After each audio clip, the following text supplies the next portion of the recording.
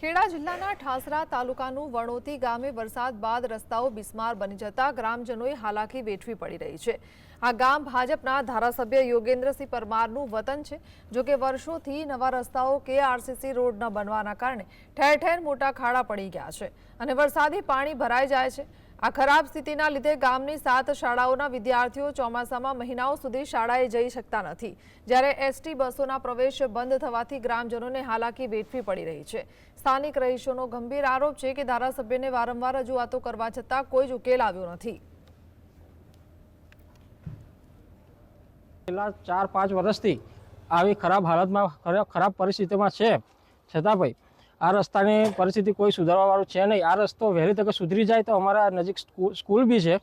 આ સ્કૂલમાં આવનારા છોકરાઓને તકલીફ પડે છે, આવનારા પબ્લિકને તકલીફ પડે છે। જે અમારા એકના જે 200-300 માણસની વસ્તી 20-25 ઘર છે, પણ અહીંયા 20 વર્ષથી જો આરસીસી રસ્તો જ નહીં બન્યો। 4 સરપંચ આવીને બદલાઈ ગયા, તો એ કોઈ રસ્તાનું ઘણી વખત રજૂઆતો કરી છે અમે સરપંચાયતની અંદર, તાલુકાની અંદર, પણ કોઈ નિરાકરણ જ આવતું નહીં।